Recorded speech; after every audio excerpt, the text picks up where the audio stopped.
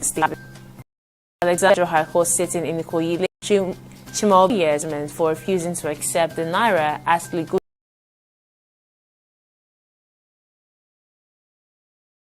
He was making into perpetrated through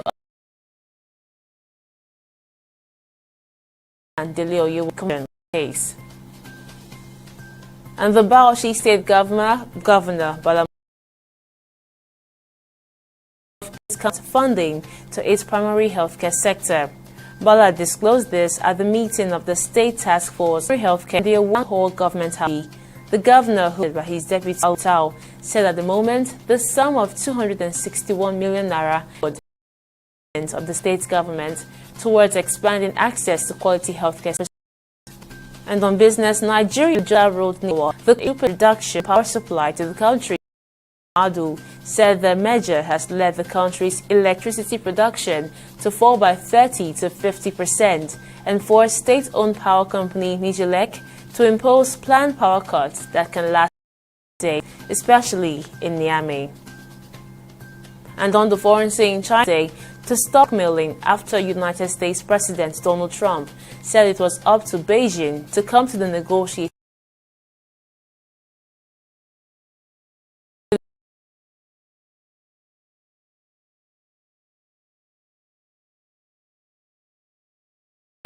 this 45 on many goods from China. Trump has slapped new tariffs on friend and foe, but has reserved his heaviest blows for China, with 100 summer move for Nigerian duo Victor Osimhen, and Ademola as the touring club next season. On board, the Canary have placed the two people of the final third.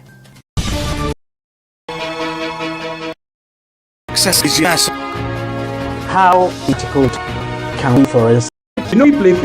On TV360, we give you everything: opinion, facts, and undiluted truth. Part of the You Nigeria for any governor to look for grant or that we have a so-called disability. We are able persons with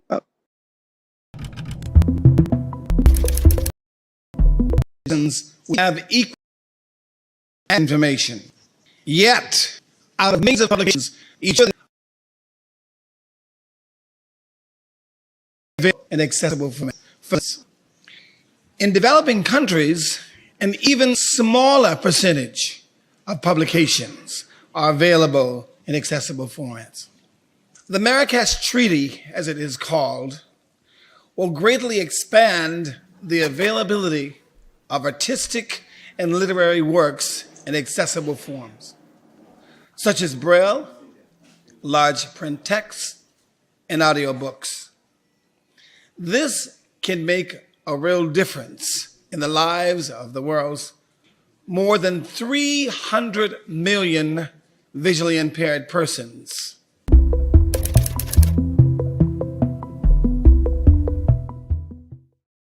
At the end of the day, we must come together and make however and where we are in the world be a place of unification, because me being blind visually doesn't mean that I have to be blind spiritually.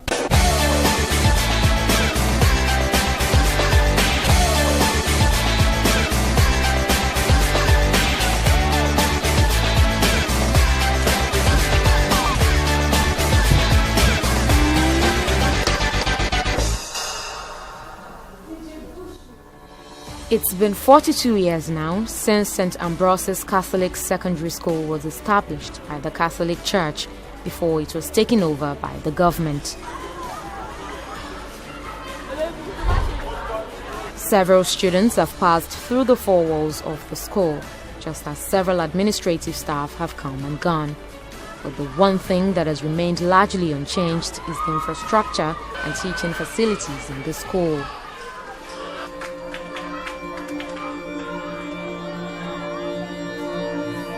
Year by year, things got worse. Classroom buildings began giving way.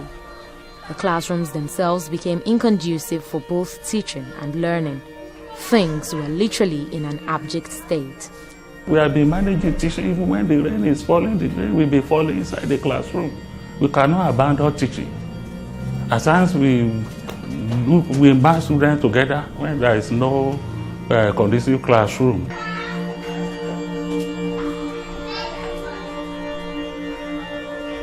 During the tenure of the past, he came to ask us things like this. Leaking, to do anything concerning it, and every year, and taking away a lot of money. So he now decided spiritual by calling on God. So every spending 30 minutes calling upon God. The names of some old students. We got the name. Okay, we wrote their name on we read the name of God to compel them to come. Either by divine intervention or mere coincidence, something happened. All students of the school decided to pay a visit. Multiple award-winning journalist Dave Bademosi graduated from the school 26 years ago as the senior prefect of the 1994 set. I went there to do a story on the dilapidated of the school. And there's a project we're actually doing, a project that I'm actually doing, known as Track Nigeria, being supported by the MacArthur Foundation. So the whole idea for me initially was to go there and highlight the dilapidated state of the school so that I could call the attention of the government to the situation there and to see if the government could at least come in there to help address the infrastructural problem there. But you know, when I got there, and because that's the school I actually attended myself, I was touched. And you know, I just felt, rather than just tell the story and wait for the government to do something, that at least I could do something to help.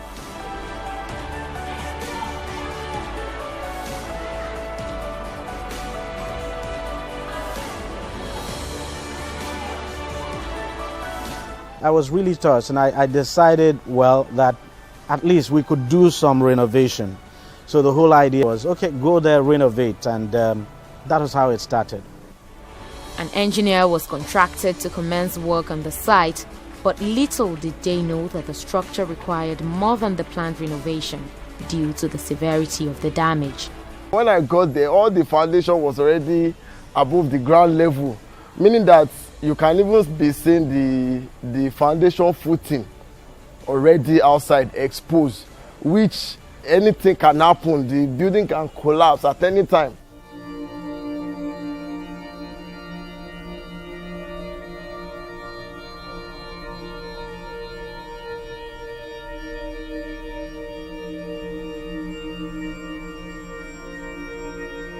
After opening the space for the column and the second day, you know, the building is weak already, even with the exposure of the foundation, I said. So one side of the classroom gave way immediately.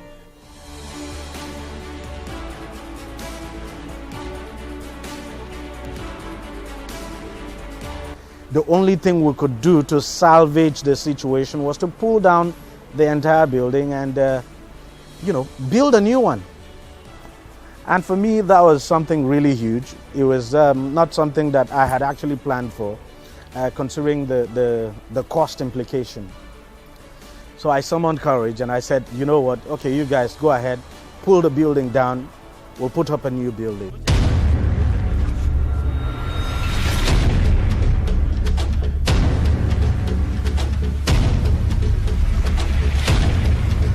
It was a tough decision, but certainly worth it.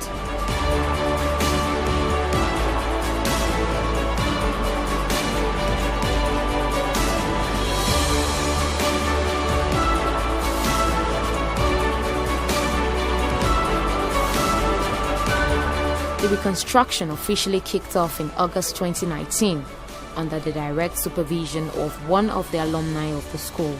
We left here like 26 years ago. And there was no any kind of maintenance since we left. So I supervised the building right from the scratch to where it is today, all to the glory of God. As the new building started to take shape, it was hard to ignore the remaining dilapidated blocks of classrooms and abandon them to decay. As one building was getting completed, I looked at the situation again and I felt, well, we can do another one.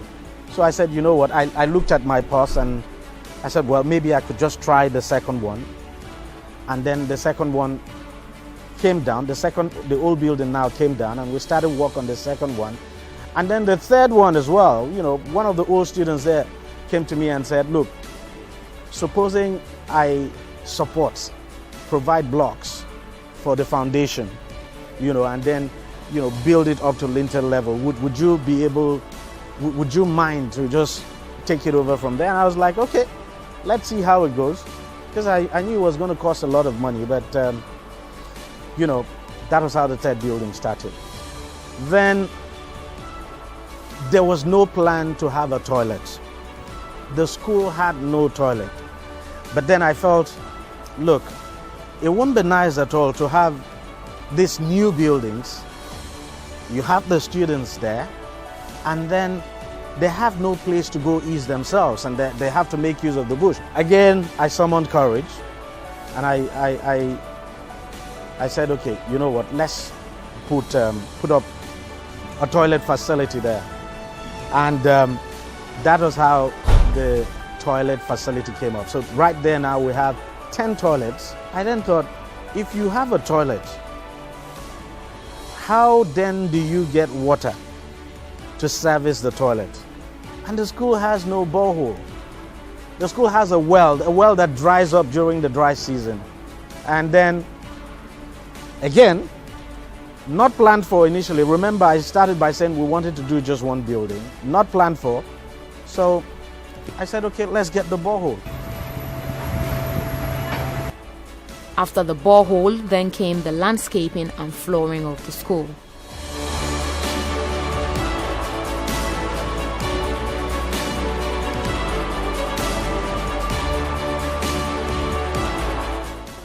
As the school continued to get a facelift, it was almost unbelievable for staff and students who watched their wish become a reality. It's a thing of joy to me. But on a daily basis, when I come to school, I have to look down and see the buildings, which is not common, it's one in town. I was made to know that there is no school that is having this type of building. No school. Is it the restroom? Is it the classroom? Is it the offices? Is it the type of furniture there? It is second to none, I must confess, and I'm very happy. In fact, about 5 teachers called me, sir, how can I get my transfer to your school?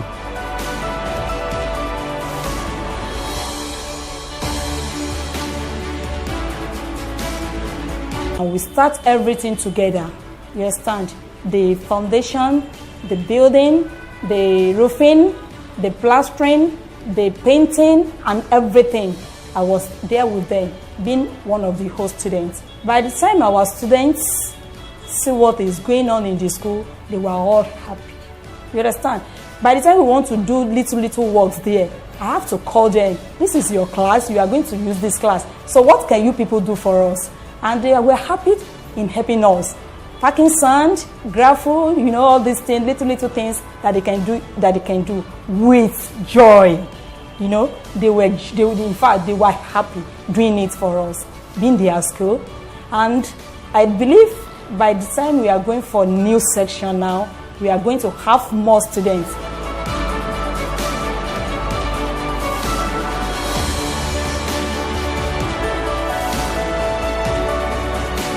I felt so proud that at least I could contribute in my own little way to this present development. This project is single-handedly done by one person, a God-sent person, who is not a politician. He doesn't get free money from anywhere. He works hard to get his money, and he's not investing for any profit. Like I asked Deji, because we said, bro, what are you even doing this for? He said, Maurice, I'm doing it for God and for humanity's sake. That look, I don't need all these students for anything in my life. I don't need them to survive. I don't need them to get to any position. But someday, my children might need them. It's a very good thing. It's really done well. I feel so proud to be part of 94 set. I feel so proud to be a friend to Deji Bademosi for all what he's done. And I feel so proud to be part of this project. The school, which was once looked down on, has now become a point of reference and top choice for people in the community. Passing on the road, they were actually branching to see that could a better structure be on this school with what they have been seeing. So look at the design, look at the space that we managed to get what we have, and a very spacious classroom, corridor with a staircase that can ease the going and coming of the students. So it's in fact, the facility that is there make it far better.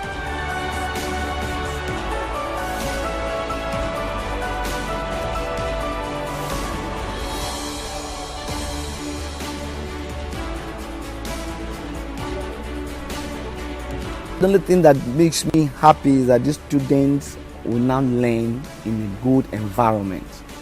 And this will also enhance their quick grasp of whatever has been taught in school, makes them relax. You are safe. They feel safe now.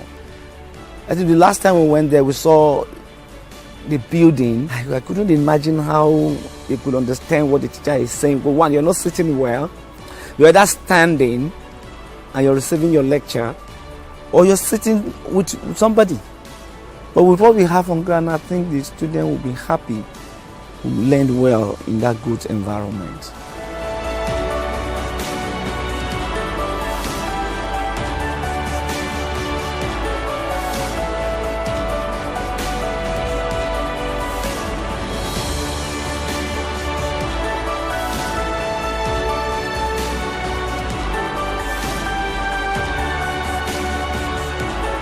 Many young ones now, they are planning to come to St. Ambrose. Before, you see some parents, when they are passing by, they used to say, that's what they used to say it in our language.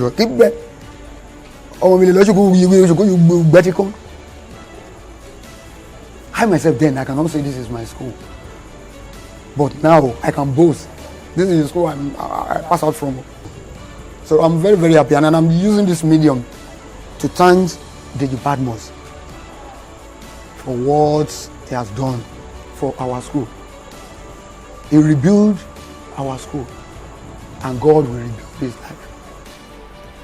With the junior classes, also referred to as downhill, now wearing a new look, the school authority, in addition to their great show of appreciation, are appealing for the extension of this gesture to the senior secondary classes of the school as well. Permit me to ask like an Oliver twist. If this structure could continue to the senior section, it will be very good. Not as somebody living in a modern building, coming to a leaking classroom, a classroom where there's no fan, a classroom where there's no, in fact, dusty, stinking, rotten chairs. The chalkboard is even not good. It will not be so good. Permit me to tell you that we don't have laboratories in the school. Every classroom in this school is leaking. It's dusty, smelling. I'm sorry I'm using these words. But if you care to look at them, you will not like them. So will it be for a student that is graduating from junior section to senior section? It will be demoralizing. For the man who has single-handedly done all of these, his primary goal is to pass a strong message across to the government, old students, and the general public. My hope and intention is that when the government or the governor, if the governor comes to commission this, that when he comes, he would at least see what an old student has done, and then that could serve as some kind of motivation for the government now to do something, and not just for the government now to do something, but also important for other old students to take a cue. I mean, those who have been blessed to at least take a view. And what I tell people is, you really, I'm not a rich person, I'm not rich. It cost me so much. And, but you really don't have to be rich to do certain things. So as an old student, even if it's just a block or two you're able to contribute, that would go a long way. And also very important is that, you know, people have always said journalists always take, they don't give. And this is to disprove that journalists we don't just report situations. So sometimes, you know, journalism could make you do some very unexpected things.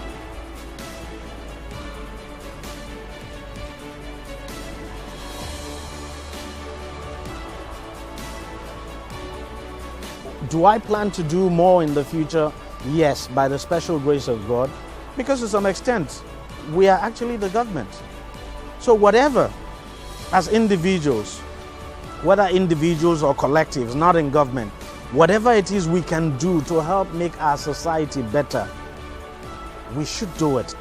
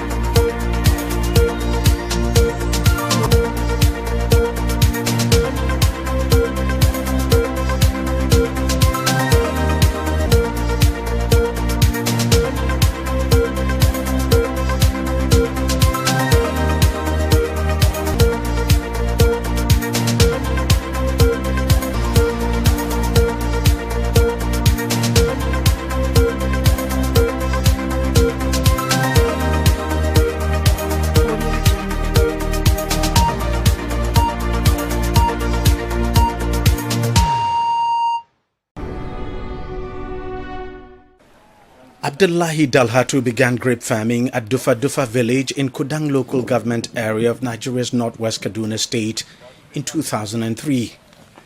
Today, he's one of the very few Nigerian farmers growing grapes in commercial quantity in the country. And he's also the current national president of Grape Producers, Processors and Marketers Association of Nigeria. What motivates me to go into grape farming is the potentiality associated with the grape farming activities. Because a grape farmer is raising handsome profit, is raising handsome income in grape farming. Because I doubt if there is another aspect of farming in agriculture which is highly lucrative than grape farming in Nigeria. I have started with the only one varieties of grapes called Black Hamburg. So on that time, it's only one varieties I am cultivating here, but now I am growing 7 different varieties of grapes. I have started with only 15 stand of grapes, but now I have more than 1,650 stand of grapes in this farm. Comprise the different varieties as I have said. Actually, I have started it from the small scale, but now it was a large scale. Grape farming is rare in Nigeria. In fact, many had always thought it's almost near impossible to grow grapes in the country, since the overwhelming bulk of grapes consumed in Nigeria come from abroad. When I saw the clip showing this project as a result of the visit of the chairman of the local government, I should be impressed, but I was also surprised and wonder whether this is also true. And that is why, after the whole thing has gone viral, a lot of people within the country and outside the country have called me to ask me whether this is actually true, because they believe this is a treasure. And I told them that I will not tell them it is true, although my chairman has come and seen it. But as somebody who is within the domain, and the area is within my domain, I feel I should first come and see it before I tell the whole world that this is actually true. It's not magic, it's not any photo magic, it is a reality. From what I've seen, I'm extremely happy, and I must do whatever is humanly possible to encourage the gentlemen and other people that have started this project through any means possible. Intervention, government contact, any other thing that will bring more publicity to this project. Data from the Observatory of Economic Complexity, OEC, estimates Nigeria's grapes import at over $8 million in 2023, while exporting a meager $36,000 worth of the fruit in the same year. But Dalhatu is working to change that narrative. Since we discovered that most of the grape being consumed in Nigeria is being imported from abroad, so it's part of our vision to ensure that we promote the grape farming locally in Nigeria, so that our country will be self-sufficient in grape production, marketing, and export. So in the next future, I'm sure, in the next future time, I'm sure Nigeria the dependency of grape importation in Nigeria will reduce up to 55%, so that we can rely on our local production and reach also the level of export with Nigerian locally grape productions. Dalhatu says grape farming has been more than rewarding, and his customer base now goes beyond the country.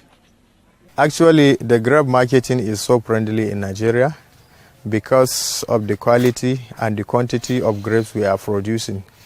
We are receiving different customers across the country coming direct to the farm and take and buy our product. Even international marketers are coming direct to this farm and access and buy our product due to its quality standard, the sugar content, the longer shelf life, and the quality of the product we are producing.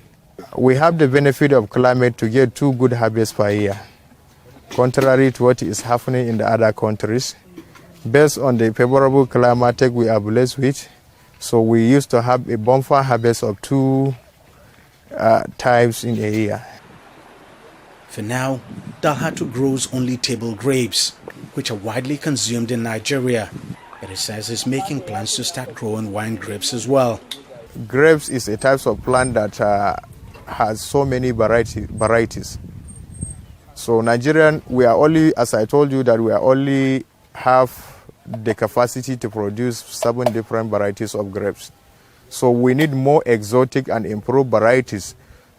And most of that varieties are high-yielding varieties that will enable Nigeria to produce multiple numbers of tons in a harvest.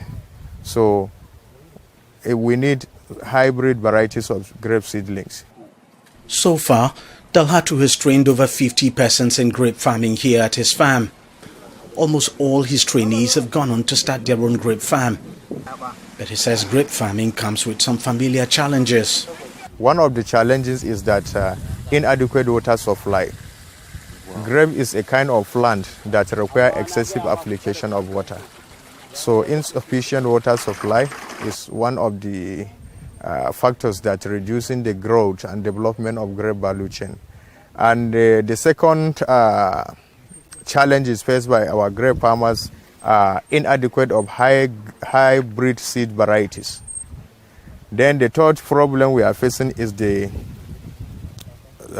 storage infrastructure facilities, because there are situations whereby our grape farmers in Nigeria used to face the risk of losses due to the rain intervention. At the point of ripening, grape farmers face the risk of rainfall, and which will lead to damage of so many tons of grapes. So if there were to be more storage facilities like a cold room, that will enable both the producer and the marketers to reduce the level of risk, because when it was stored in a cold storage, the grapes will have access for a longer time before it damage. Then another problem is all farmers need financial support. So I'm sure if government will provide financial support to grape farmers by having a conducive and favorable climatic condition for growing grapes, I'm sure the rate of unemployment will drastically reduce. Despite the challenges, Dalhatu is still marching on, his passion for grape farming unwavering as he embarks on the ambitious mission to help make Nigeria self-sufficient in grapes. Deji Bademasi, TV360.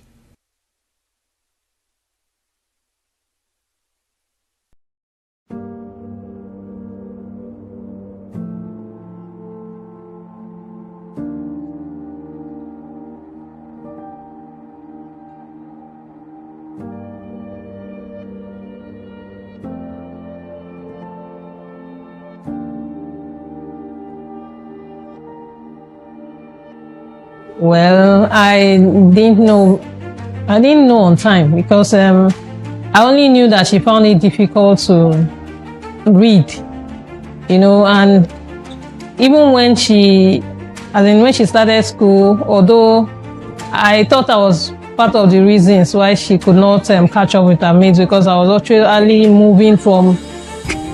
I move around a lot. So when I moved, she has to change school. So I was thinking maybe that was the problem. But I actually found out later that even when I got her good teachers, the normal set of school teachers, I found out that she still finds it difficult. She's actually brilliant, very, very brilliant. But when it comes to book, she finds it difficult to read. My name is Mrs. Uchenna Ahanotu, the director of Nene Special Education Center. I'm an educational psychologist, currently pursuing my doctorate degree in educational psychology from Imo State University. My dream had been always to help students to excel in their academics. So my dream had always been for gifted students. But then I now started coming across children with learning disabilities, and I found out that they were not getting the support they need. So I was helping them in my little way, one-on-one, until it now came to my doorpost. I got reports from the school that my daughter would be repeating class, primary 1. I was like, why? And they said she's not meeting up. This is a girl that is normally intelligent. You know she knows everything, but they said she couldn't read. So, as an educational psychologist, I now had to go back to my books because I had packed my books. I went back to my books to study, and now found out that there is something called dyslexia, and not just dyslexia, there were other neurological disorders. There was autism, there was ADHD, there was all those cerebral palsy. All of them are linked together. So that was how I started focusing on children with learning disabilities. I was going from school to help them, but then 2 times a week, 2 hours a day is not enough. It wasn't giving us the results we wanted. So we now had to open the center, and I told the parents, if you want an intensive program for your child, you could enroll him or her here. When she has developed to a certain stage, she can now go back to mainstream school. That was how Learning Center started.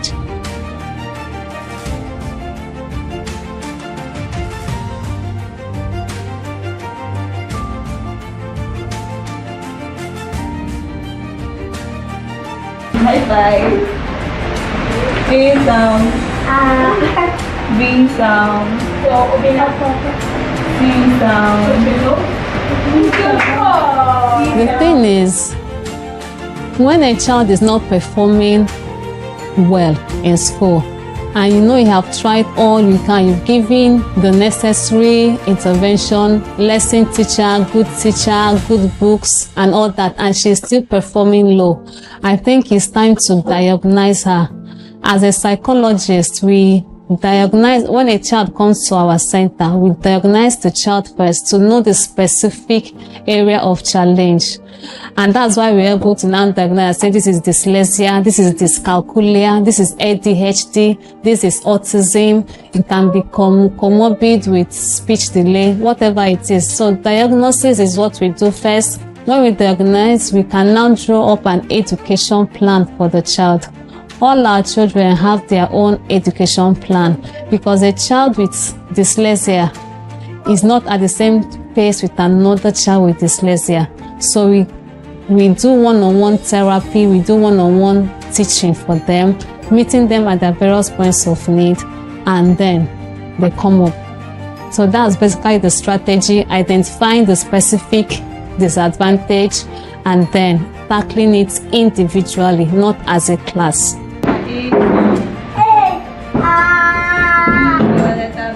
My staff and I, we go for professional training.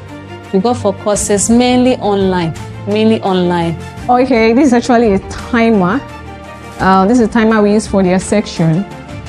So each section for a child, because of children with autism, most times they are diagnosed with ADHD, that's attention deficit hyperactive disorder. So it's difficult for you to treat them in a normal class and take a long time with them. So we time our sections with them. For each section for a child, we have 15 minutes. So I put on my timer for 15 minutes. So I know that at the end of 15 minutes, the child knows he's done. You see them standing up sometimes because they're like, just want to get up and leave. So it helps us to time them and get the best results. Challenges. Well, sometimes I want them to, like, you're teaching the child something, no other child you can easily pick up, but you have to keep consistently going over it day by day and all, and it's like same as if you're not getting a result. Or when you're trying to keep kids with ADHD, getting them to sit still while you're teaching them, it's can be very, very tasking. And also, sometimes they just don't want to learn. It's sometimes like that. She has improved a lot compared to what she was then, because she was having low self-esteem, and then, but here they kind of, brought our confidence up. Our confidence level is a lot high, and even if you are not careful, you won't even know that she has that condition again. So I'm actually happy with my experience with Nene Special Center. Well, it's been quite encouraging. It's been good. It's been a lovely experience. Jaden, my son, couldn't do some things not until he started with the speech school. He couldn't feed himself.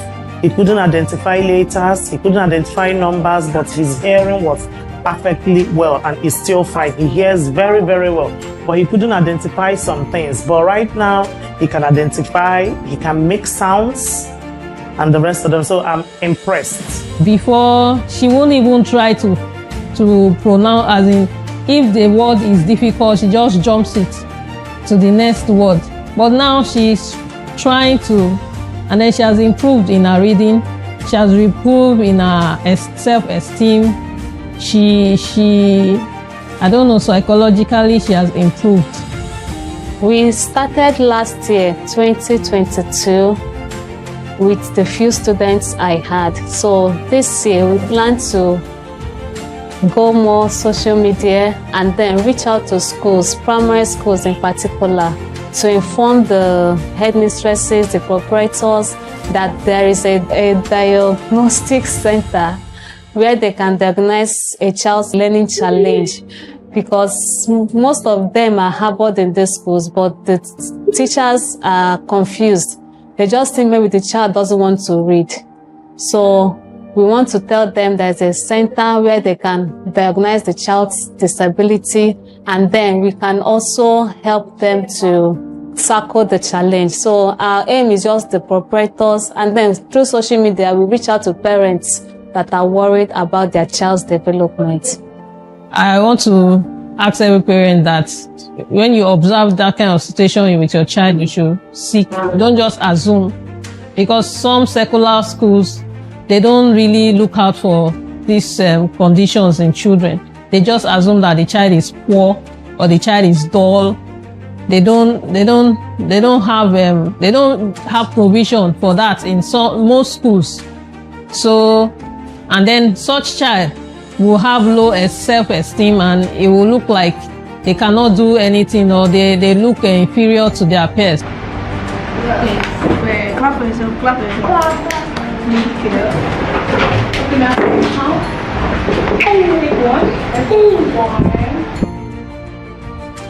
As I said, we started exactly May last year. So this is just 1 year, and we have had a total of 12 kids, about 12, 13 kids. And some of them are still on now. Well, I must say it has been an amazing one. It has really been amazing. I get to meet wonderful kids every day.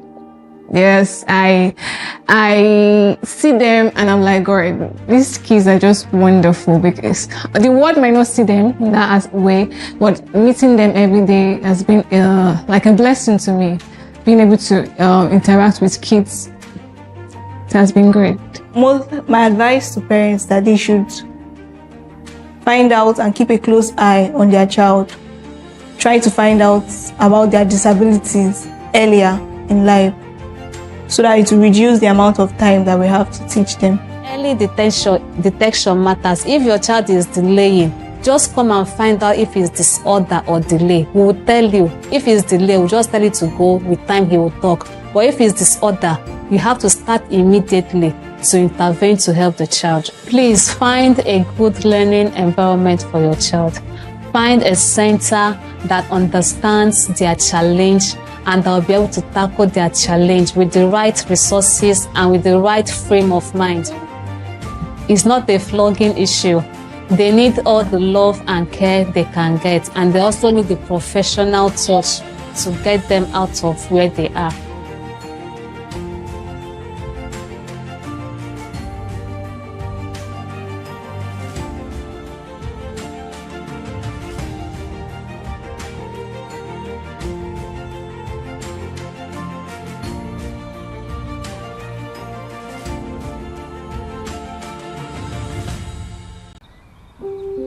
J'ai le virus de planter des arbres. Ça me plaît beaucoup. Ici, c'était un dépotoir d'ordures ménagères. Du fait que les villageois ne savaient pas qu'est-ce que c'est que l'importance de la forêt, ils prenaient leurs ordures et les déposaient.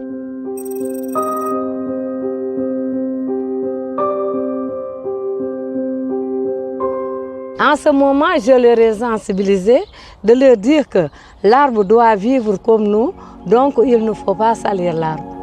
C'est ce que nous a donné l'impact positif pour avoir ici un périmètre pour cultiver. Le 2 mai 2005, on a allé voir les eaux et forêts qui nous ont attribué 500 mètres carrés. On a initié intégrer les femmes dans un AGR. Et avec ça, on a choisi le maraîchage. On était à 3 hectares, mais on ne cultive pas sous la haute tension. Et on nous a déguerpi et on est à 2 hectares.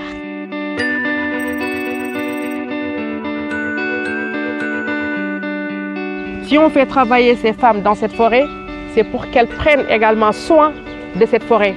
Non seulement ça permet de fertiliser les sols, mais ça permet également de les autonomiser économiquement à travers la vente de fruits. Tous les arbres fruitiers que vous voyez, c'est nous qui l'avons planté. Chaque citronnier, on y récoltait plus de 60 kilos. Merci beaucoup. Que ce sont des dames très dynamiques, des dames très braves qui subissent de plein fouet les effets des changements climatiques. Nous, on vient en rescousse pour informer, pour sensibiliser sur des solutions, la promotion de bonnes pratiques.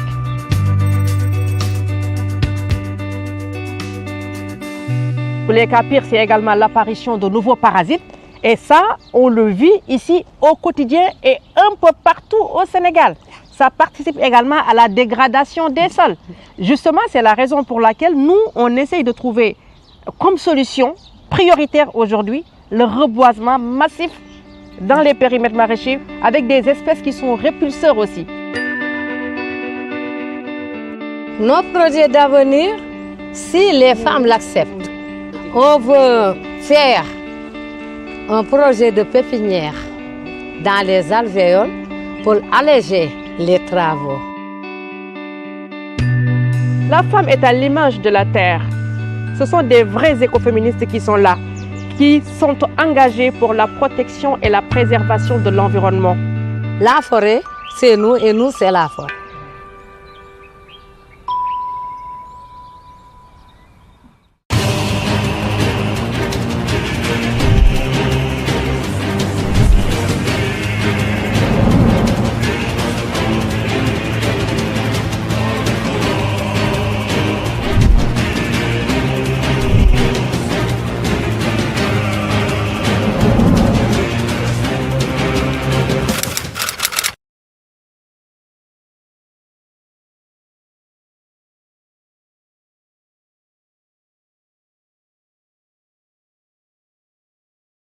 If the essence of government is the security and welfare of the people, then as long as there's plenty, poverty is evil. Affluent poverty. That's what we live in Nigeria. We're living in affluent poverty. The news recently broke that a British international primary school, charter house located somewhere in Lekki, Lagos, was charging as much as 42 million per annum as school fees for its pupil in a poor country like ours. However, the school management issued a statement clarifying the claim that the school fees are currently 26 million naira per annum and not 42 million. Oh boy, now wow. 26 million as school fees per annum for Pekin when they primary school in a poor country like Nigeria, where many states can't even pay 30,000 naira as minimum wage. And many of our public schools in the country are public slums. And unemployment rate is frightening as fraud is now celebrated as a profession. 26 million. Well, I know some of you will go to defend them now. They say, if education is expensive, try ignorance. And others will say, well, it's the school is attended by expatriate, kids of expatriate. Even at that, not before Nigeria that they make the money, whether they pay the expatriate salary. Must education be beyond the poor in a country like Nigeria, where ostentatious lifestyle is the attitude of government? So if you pay 26 million naira for a kid in primary school, that means you go pay 62 million naira for that kid in secondary school. And maybe 112 million for the same child when he enter university. And then the child will graduate, there won't be jobs. And then you send the child abroad. Is that not overhead? Go to countries like Poland, Germany, Czech Republic. Charles University and the University of Warsaw are some of the cheapest universities where top-tier programs are offered at an affordable rate. Although universities in all the Nordic countries are relatively affordable, but public universities in Norway remain free for everybody from both within and outside the EU, with the exception of a few specialized programs. But here in Nigeria, go to Edo University in Iyamo. It is ranked as the most expensive state-owned university in Nigeria. Yet, the other state university, Edo State University in Ekpoma, under the previous administration of Godwin Obaseki, suffered from lack of infrastructure and adequate funding until the recent administration in Edo. So what that means is simply this: rich separated themselves from the poor. Now, wow. How many people still remember, the craze those days about British International School? But with the current school fees of 4.6 million and 6.8 million, for boarding, I guess the super rich now, when they pay 26 million as school fees for primary school children, would think, oh, that's poor. So came Chatham House, and yet government go look the other way in a poor country. We know job despite the expensive school, and you expect people not to steal? Yeah, well, what am I even saying? What can government do? When even Nile University in Abuja, where most of our government officials and Abuja politicians, they go get their degree, especially in law, no come cheap. And even some churches, when collect tithe and offering from members to build schools, most of these members that contributed the tithe and offering cannot afford to send their children to these schools. So what do you expect? Even recently, remember Wigwe University in Isiokpo in Rivers State was in the news, not for the death of its founder, but as the most expensive university in Nigeria, with school fees ranging from 12 million naira. And some of these fees are priced in dollars. And our government is pretending to be looking for solution to our dollar problem, while they turn a blind eye to this open segregation in a country where our collective welfare is supposed to be their responsibility. Oh boy, to your tent, oh Israel. You won't blame them though. Don't you see how we openly spray monies in parties as if money is going out of faction? So that's why they think we are rich. Yet, there are no roads to our villages and insecurity is ravaging the country. Even as our public officials drive around our dilapidated road and public slums in exotic and expensive cars, the cars will neither produce nor assemble here. Yet, with retinue of aides and barrage of mobile police, where the future generations are either emerged in prostitution, hookup, or fraud, I beg no verse, yahoo, as a means of livelihood. Outrageous display of affluent poverty, you would say. This is the reason why some properties without any special infrastructure around them in some area, some area never get road, apart from the fact that there's so much money to waste, are so expensive and priced in dollars in places like Maitama, Sokoro, and environs in Abuja, and Banana Island, and in some places in Lagos, in a poor country like Nigeria, than properties in Miami waterfront in rich America. So no matter how much we all condemn or criticize these things, it will not go away, because the reality is that most Nigerians want to be like these people who are physically rich but mentally poor. As we only criticize them when we are poor, but the moment we become rich or hold public office, we will create segregation, poor and the rich. We move over to expensive slums like Lekki, send our children to special schools, meant only for the rich, occupy government positions and steal public funds, ride expensive cars without identifiable or sustainable means of livelihood, and display wealth irresponsibly and spray endlessly at parties. That's just our life. So it no go stop. So if I lie, anyway, check those occupying public offices today. Between 15 and 12 years ago, they were mostly critics of the attitude of the government then. But today, they are all in government and repeating exactly what they once criticized, even if not even worse. So I will therefore advocate, until we see government as a vehicle for public good, social justice, creating job opportunities, infrastructural development, equality, and a vehicle for impacting our community positively, people will continue to chase wealth, material possession, and position as a way of life and end up not living at all. Government must take job creation as a priority and endeavor to consciously and consensuously celebrate and compensate hard work and create regulation in every sector to avoid a society of wealth without work. The attitude where government officials are at the forefront of displaying affluence in the midst of poverty must be discouraged, as it pushes people to acquire wealth without work. Lastly, our orientation should help improve our mindset to the fact that voluntary and selfless service helps write our name in gold in the sand of time. That even when we die, our name will be so engraved in the heart of the world that time will never erase it. Well, I don't want to talk too much. Make I pause and here to enable you make your own contribution in all our social media platforms shown on your screen. Also help us to share the message so that we can collectively change our society. For no matter how expensive education is, without commensurate effort to promote and create job opportunities, you will still end up as poor. No be me talker. Remember, the luxuries of today are the necessities of tomorrow. See you next week.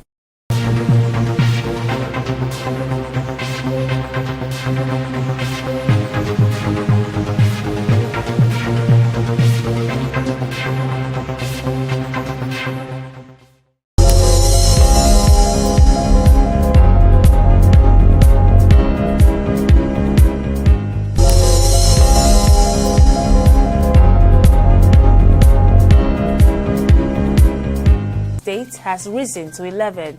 This is according to local authorities confirmed on Wednesday. According to the member representing the Osupu-Akpa constituency in the Benue State House of Assembly, Kennedy Angbo, 9 corpses were recovered on Tuesday night, followed by one in a hard-to-reach area later that evening. And the United Nations Office for the Coordination of Humanitarian Affairs is to shut down its operations in Nigeria. The Minister of Humanitarian Affairs and Poverty Reduction, Netanwe Goshwe, disclosed this on Wednesday during a validation workshop on the Anticipatory Action Framework for Nigeria, held at the National Counter-Terrorism Center, Office of the National Security Advisor in Abuja.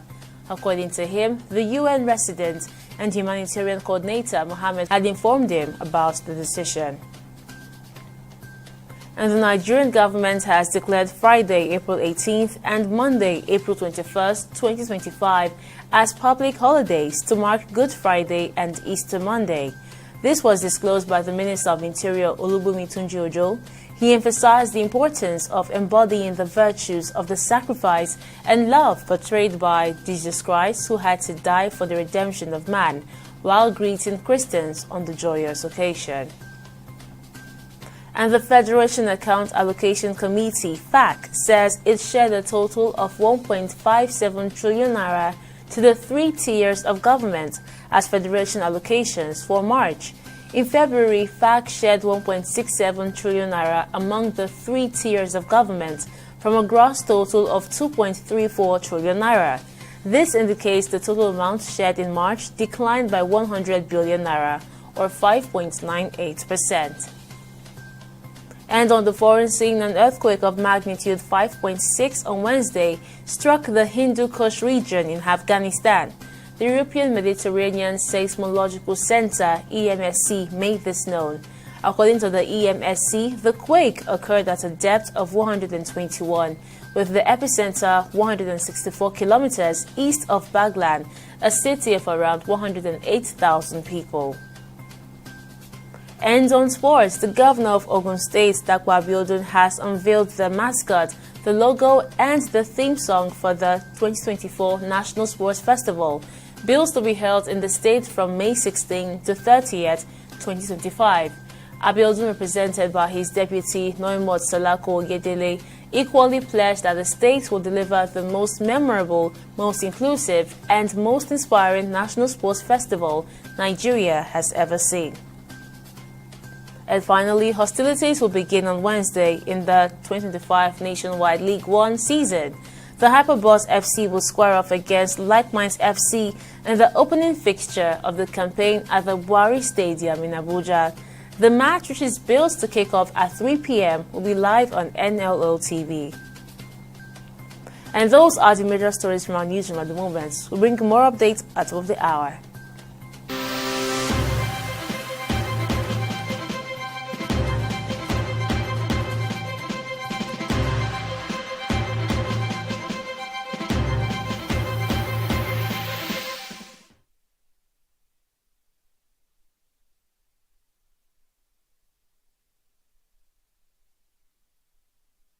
In the last 3 years, we have built a multi-purpose center, which is the envy of all in our constituency.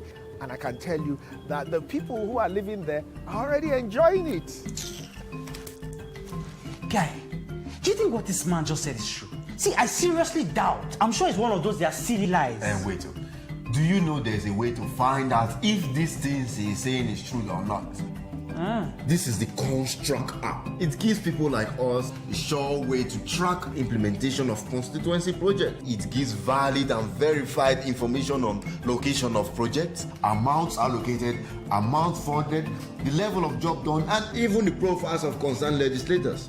You and I can post directly on this app. Are you serious? This is the go-to app if you want to know how our Commonwealth is being expanded by the government. Wow. Let's even see if what this man said is true. Show me.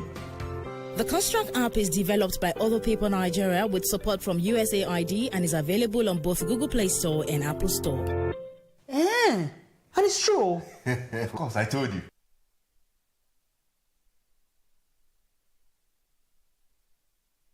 Even though it is considered that we have a so-called disability, we really are able persons with different abilities.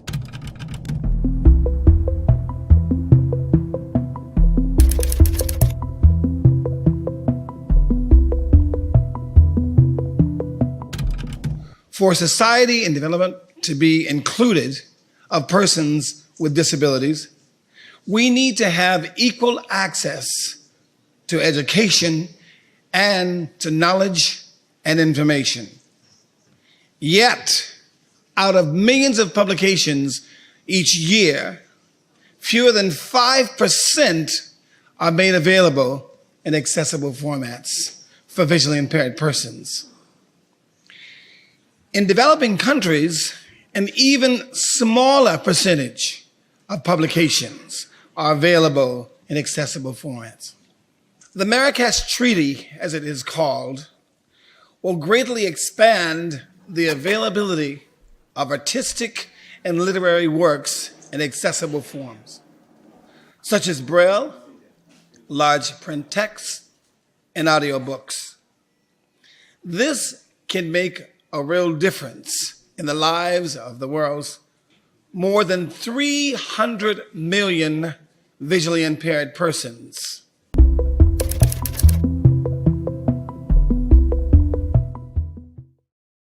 At the end of the day, we must come together and make however and where we are in the world be a place of unification, because me being blind visually doesn't mean that I have to be blind spiritually. And someone being sighted doesn't mean that they should be blind of those things in the world that we need to fix. We have to have inclusion. Let us not become handicapped again, blind to the issues and the problems of those in need.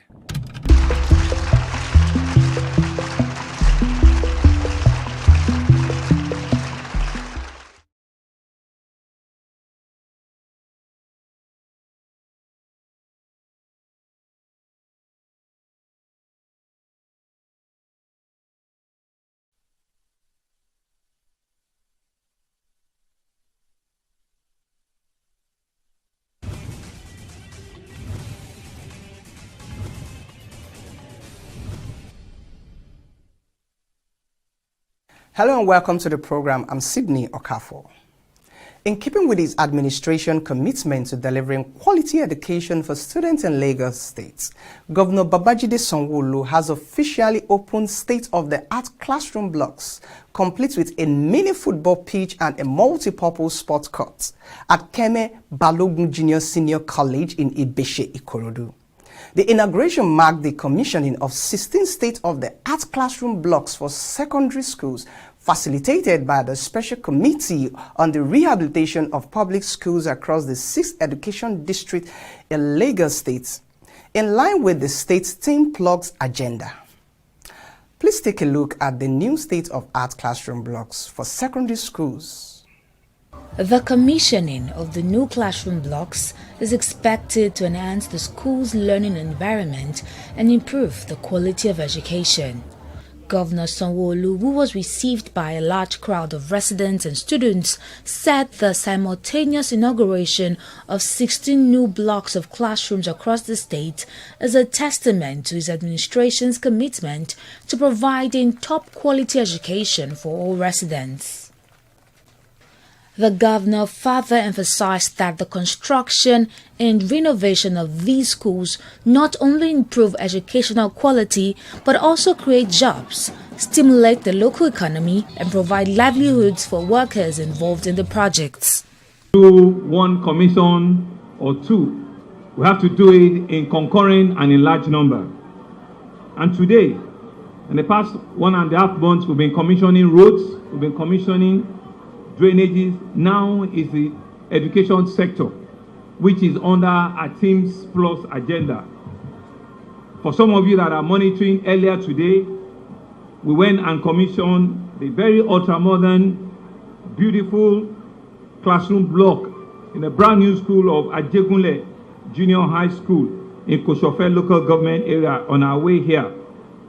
Also earlier today, with the Permanent Secretary, Tutor General, and 1 or 2 cabinet members, they've gone ahead to commission the Odogunyo Junior Grammar School, also here in Ikorodu. You can see that these ambitious events consolidate our commitment to development and pursuit of educational excellence and the social economic development in our state. Education, we say, is a cornerstone of our Teams Plus agenda. It's the engine that drives economic growth. It reduces inequality and empowers individuals to break the cycle of poverty. By investing in these schools, we're investing in the social economic fiber of our various communities. Earlier today, and you could see it from the video, I was deeply moved when we went to the Ajegunle Junior High School.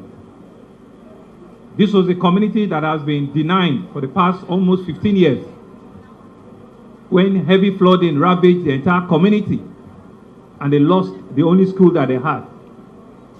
But about 2.5 years ago, they did road to us passionately, and we did responded. Driving into that community this morning brings a nostalgia of the real essence of governance. When government make a promise and you keep a promise. Not only have we done the road into that community, that school had almost 150 pals. We did not consider the extent of what resource we needed to do to give that community a befitting world-class educational institution. And they also have the sporting grounds because a canteen and a football pitch was also constructed for them. In the address, other speakers say the structures would not only enhance academic excellence, but also provide a conducive environment for learning. Your action consistently reflects the premium you place on learning, demonstrating a deeper appreciation for its transformative power. Indeed, this is a shining testament to your dedication to educational advancement and holistic well-being of our students. Keme Balong got attention following instructions from Mr. Governor when he got the information that the post state of the classroom blocks had 3 bungalows here before. To my left here, you see 2 bungalows still existing. In between those 2 bungalows, there is another one. So when we came here, we realized that they are all in derelict situations. We conducted some soil tests, and the result of the soil test immediately advised that we need to demolish one of the bungalows. When we did that, it became obvious that the classroom to student ratio was not adequate. The population spiked, and as a result, when we approached Mr. Governor, the situation we are having here, he instructed the construction of the edifice we are seeing to my right. Thank you very much, sir. To do this building, typical with our modus operandi, standard operating procedures of scripts that have been laid down by Mr. Celibo, we conducted a structural test in this environment to be sure of the type of foundation we are going to put this building on. Because we don't want to assume that Ikorodu is solid soil. So what we do generally as a standard operating procedure that Mr. Governor has insisted we go through is to do a soil test to be sure, because we don't want to have any collapse.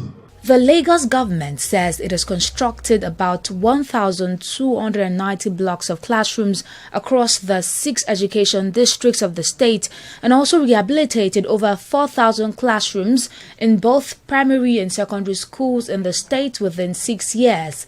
It's promised to deliver some of the ongoing road projects in Ikorodu and build more primary and secondary schools for the benefit of the residents.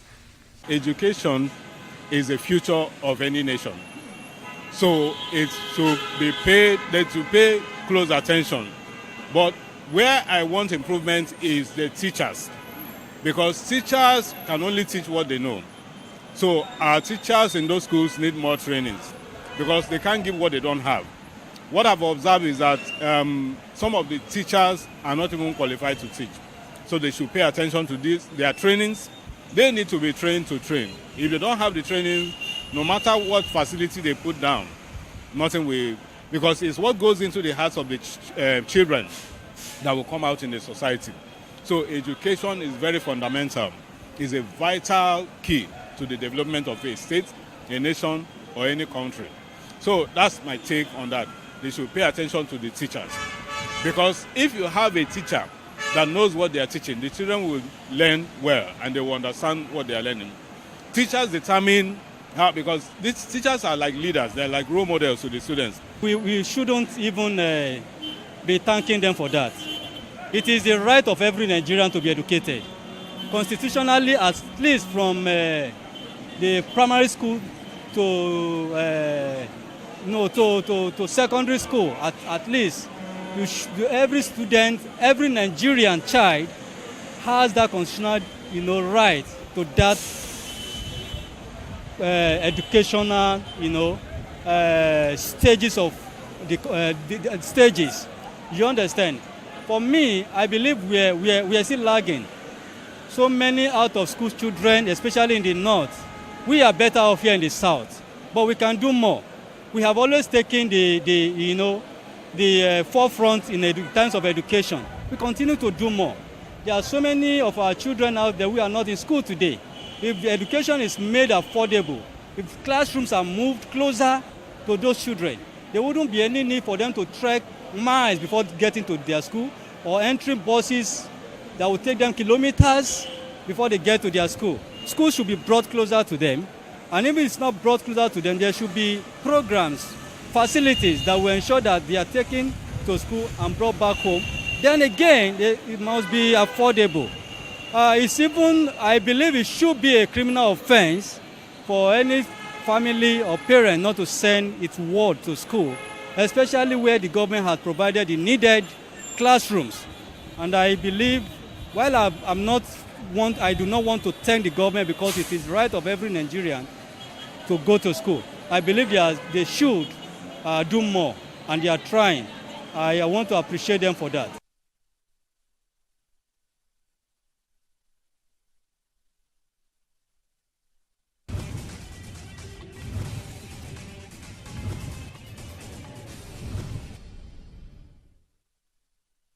Corruption not in my country.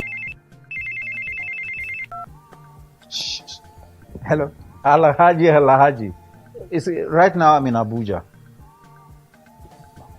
No.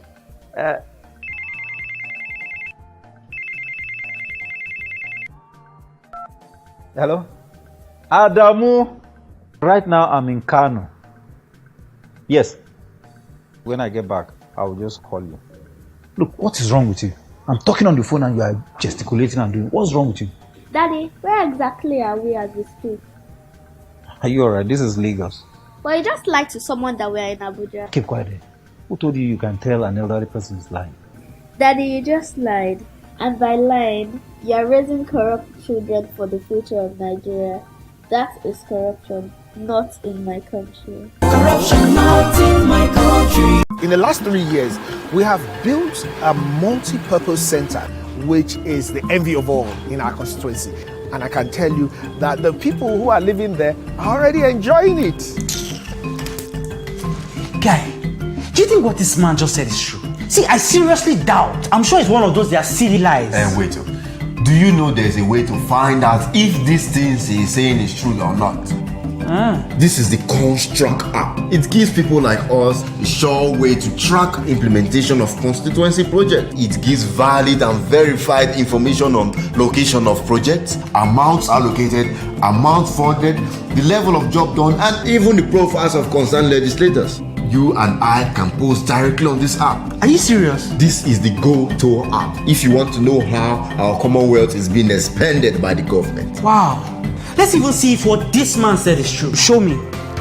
The Construct app is developed by Other People Nigeria with support from USAID and is available on both Google Play Store and Apple Store. And it's true. Of course, I told you. Welcome back. That is truly commendable by the governor. Our next story focuses on the commissioning of the new bus terminal in Abule Egba suburb of Orile Agege Local Council Development Area in Lagos State, which has now been integrated into a expanding network of modernized public bus stations connecting various communities in Lagos. Governor Babajide Sanwo-Olu officially commissioned the newly completed Abule Egba bus terminal, aimed at improving and facilitating seamless mass transportation between suburb and other parts of metropolis. Can we take a look? This new Abule Egba bus terminal has officially been opened to the public by Governor Babajide Sanwo-Olu alongside his deputy Femi Amzat and other stakeholders. The launch is part of Governor Sanwo-Olu administration's commitment to build a seamless and integrated transportation network that will provide Lagos residents with improved daily commuting. The governor, speaking at the event, disclosed that the project is a fulfillment of his pledge to upgrade the public transportation system for the people of Lagos. Today, here in the ever-bustling Abule Egba, we're here to hand over to the people another public infrastructure that will aid their seamless commuting from here to other parts of Lagos and even perhaps to other parts of the country. This infrastructure reflects our commitment to continuously enhance our public transportation system. We're strengthening connectivity and we're improving the overall experience of our commuters. We are dedicated to taking ongoing steps to advance and to modernize public transportation across the state. You see that in addition to the blue line, to the red line that are in operation, you are aware that we are making moves to kickstart a 68-kilometer green line from Marina to the Lekki Free Trade Zone. You are also aware that we're in discussion stage, haven't done some feasibility on the purple line, which is a 60-kilometer from Volkswagen, which is an offshoot from the blue line, to all the way into Ogun State, the redemption camp by Mowe. We believe these are all connectivity that will enhance the rail infrastructure. You'll recall sometime last year that we went and signed MOU with Czech and the Ministry of Finance Incorporated to bring about the fusion of the Green Line. And I'm happy that work is starting very soon. Discussions are in advanced stages. Designs and drawings are being completed. And before the end of this year, you will begin to see the construction of that all-important Green Line project. That project, when completed, even has the capacity to carry well over 600,000 passengers at its peak. And so this is big public transportation solution that we're about. I'm happy that thank you. I'm happy that our rail infrastructure continue to contribute to the mobility of Lagosians. To further enhance that, we are also improving and enhancing our bus services. We are anticipating the arrival of new CNG buses and electric buses by the third quarter of this year. They are being produced as we speak, and I believe everything will be done preparatively to begin to receive these buses before the end of this year. This, we believe, would be a major addition to our current fleets, which will improve availability of buses and reduce waiting times at all bus corridors. Lagos State Commissioner for Transportation Oluwaseun Osiyemi, through his permanent secretary, said the state policy reflects the government's commitment to safe, reliable and affordable transportation for all residents. This is more so as the movement of commuters, goods and services from place to place are vital and inseparable aspects of global and urban economic survival. Over the years, the Lagos State Ministry of Transportation has reflected the contemporary realities and the vision of the present administration as regards equipping Lagosians with an efficient and effective transport system. This informed the various policies the ministry adopted to ensure reduction in traffic congestion at places where otherwise motorists and computers spend many unproductive hours in traffic. You will all recall the executive order signed by Mr. Governor on traffic management, following which very critical junctions were identified and remodeled to mitigate traffic gridlock. The government has worked on these junctions to engender better traffic flow. We can attest to the salutary effects of such improvement on Allen roundabout, Lekki first and second roundabout, and the ongoing improvement at Tony Okpebi Allen and at the border subdivision areas. To better manage traffic-related issues such as overspeeding and indiscipline on the road, the government, through the ministry, has installed ITS in some areas of Lagos State. We have installed e-police sites at Allen Avenue Junction and Nuruddin Olookoko Road. We have also installed road signs to inform motorists of these regulations. About a year ago, Mr. Governor unveiled the state transport policy, a roadmap to Lagos' brighter, more effective, efficient, and sustainable future. Mr. Governor informed that the policy became necessary to eliminate the barrage of transport challenges facing the state's transport system, ranging from traffic congestion to pollution and inadequate infrastructure. The Lagos State transport policy is built upon a foundation of inclusivity, sustainability, and innovation. It embodies the government's commitment to providing safe, reliable, and affordable transportation options for all residents, regardless of their socio-economic status or location within the state, as well as integrating our various modes of transportation. The soon-to-be commissioned Abelegba bus terminal therefore reflects the letters and spirit of the Lagos State transport policy.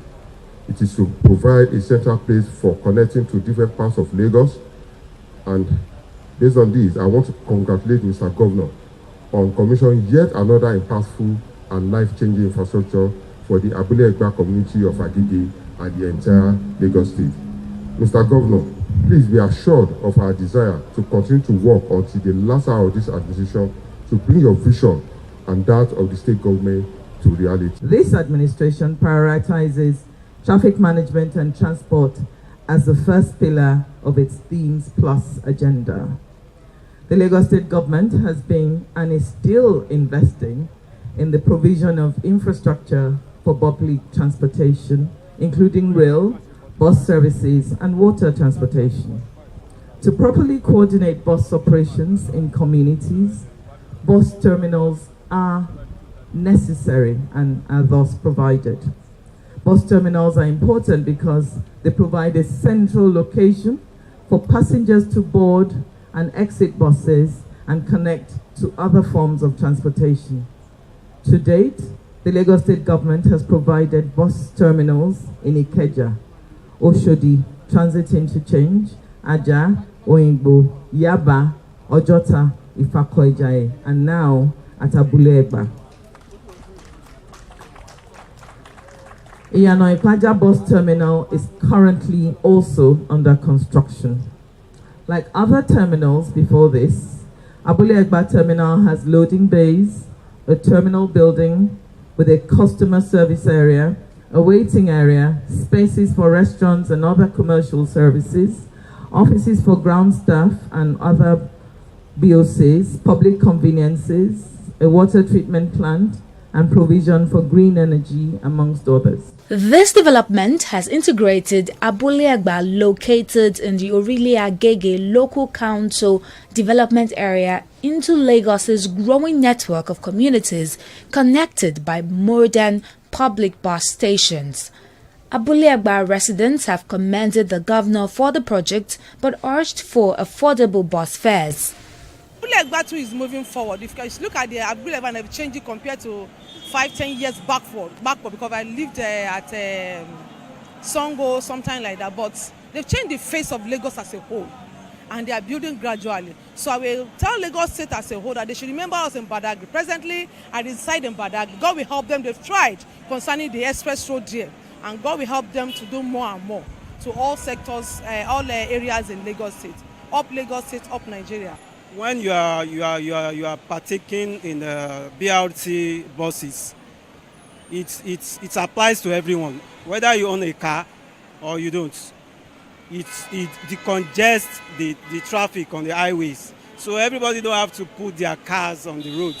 So sometimes, if you don't have a special function, you can just leave your car back home and make use of the public transport, like the BRT. So the one in Abulegba, I think, it's like, you know, and because that place is heading towards Ogun State, Abeokuta. So if you are able to get there faster, you can, you know, continue your journey to other areas. And people that are staying there, they can easily live like in outskirts of Lagos, while they live there, and they can go to work and come back on time without wearing out.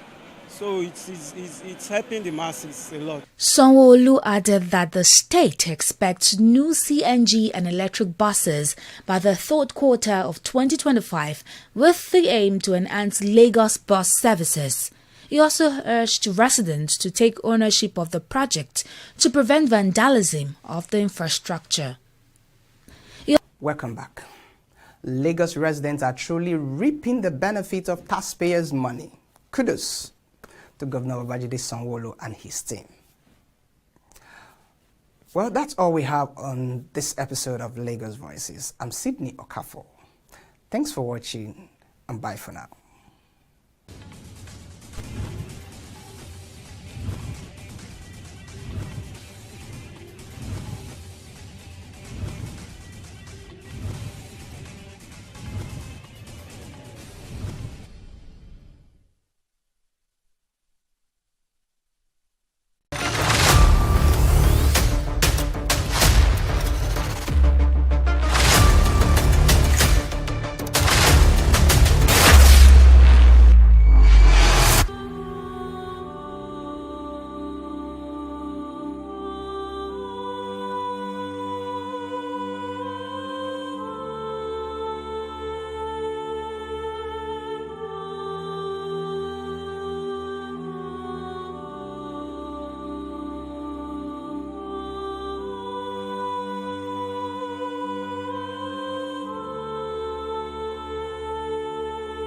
Ayetoro community is a theocratic communist setting funded by a group of believers known as the Apostles in 1947. Ayetoro community in its heydays has the largest per capita income in the whole of West Africa.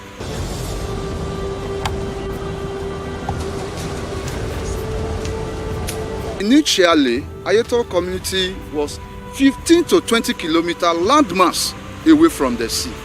But as it stands now, more than 10 kilometers of the total landmass has gone into the sea.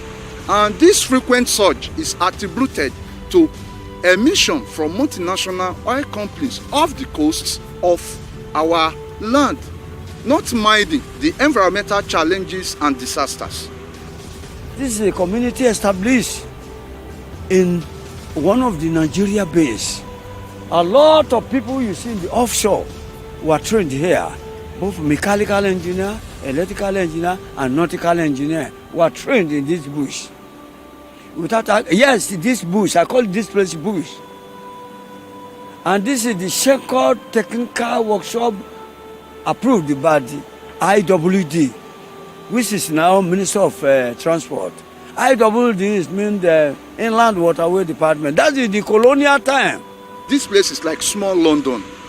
So, and our primary occupation here is fishing. You can see now, everything now has been eroded.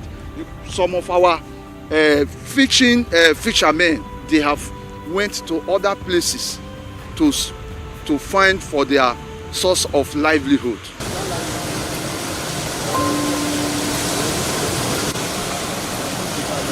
It's just a sudden that we have been experiencing sea culture coming every day by day. And since that time, we have been making effort to the federal government because we are law-abiding citizens. We believe that we cannot engage ourselves in a radical ways Because we believe that by protesting, writing letters, federal government can come to our aid. By the videos, a lot of things we have been doing since we have expressing the seed church. I'm shooting. That area, that is the iconic worship center. Yeah, that wood. That is the iconic worship center.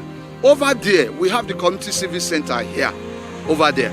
Then at the same time, the major streets where other minor streets were linked to has been permanently submerged by the ocean surge.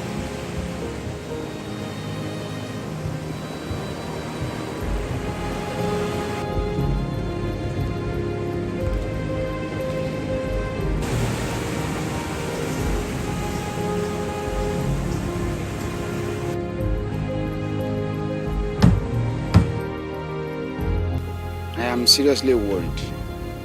I'm worried because this recurrency surge is affecting us in virtually all human aspects of our life. Social life has been collapsed, economic-wise has been collapsed, health-wise, nothing to sing and dance home about. Even our religious activities, our life, religious life, has been collapsed totally. Because Ayeto community is a religious setting. The church moved here. We have not just come here to trade or to do other activities. The church is the community is the church. So every aspect of our life has been totally, damaged by this current, recurring sea surge happening in Ayeto. And over 20 years, we've been into this. People have lost, several properties worth millions. Buildings has collapsed. Over 500 to 600 to 700 buildings have been washed away. Our industrial power has been collapsed. Ayeto community is known to be a self-developed community on its own, without any intervention of the federal government or the state government over the years. Yet we kept on going. If by now the ocean surge, as a result of the oil exploration that is going on in our offshore, is destroying our land. Up till now, we cannot see the hand of the government coming to help and to rescue us. It is so sad, and that's why I'm worried. Ṣé ẹ bá wo gbogbo ibi ilé ló kún bẹ̀, gbogbo ilé yẹn ni òkun ti parẹ́ pátápátá. Bó dẹ̀ ṣe ń wó ilé yẹn ló ń wó gbogbo àwọn ohun àlùmọ́nì wa, àwọn ohun tí a ní ilé, ohun ẹrù wa, ìmí gan tó bá ń wo báyìí tí a bá tètè dìsámúra àti gbà lọ́wọ́ ẹ̀, ó gbé gbogbo ẹ̀ lọ nìyẹn. Fund the trip of those guys.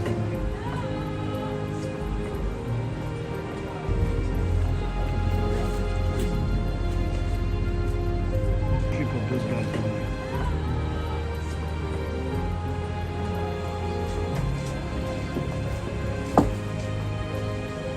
This thing is excruciating, it is extreme. In fact, every blessed day, people used to die because of the thinking that the community that was founded at their present has been eroded. So it is extreme, it is serious, it is harrowing. My father's house happened to be the extreme house before the Atlantic Ocean. We lost it 2017. 2007, that was when we lost it. It's highly devastating. Even the one that belonged to my grandmother, we lost. That was along primary school road. We lost it too. So I've been affected. I'm highly devastated. Now I'm a tenant in my hometown. Imagine how is it? Highly devastating. We need the support of the entire world to save this community. Ayeto community is a community that must not go into extinction. It's a very serious situation.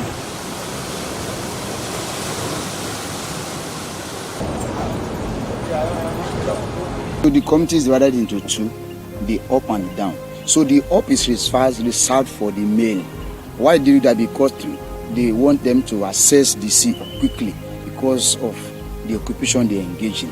Then the downside is reserved for the female because the Atlantic breeze is coming from the up.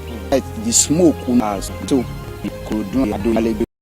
after And we have glass or the glass we used to call it. So where's the glass house now? It's gone already. But all information about your trip, what you are going to do, when you are going to, you go back, so it will be documented before you go into the community. That one was the city hall, German Street is gone. It's very important. Very well. They said that night of January 12, 1947, they said when they came in. Now we have Akinjoye, we have Ajayi. Then in Ajayi Street you have Ajayi. Then in Ajayi Street you have the club Ajayi. Behind it is the shoemaking and the clothing. We have Olowo Topa Oyinbo. We have Omogbenwa. And after Omogbenwa, we have the carpet. Then you have after the treatment. So from the upside, this is just behind the what's called you see now. Tomi Street has been threatened. Is threatened. That house. This side, this side might be affected right now. Yes. So more now.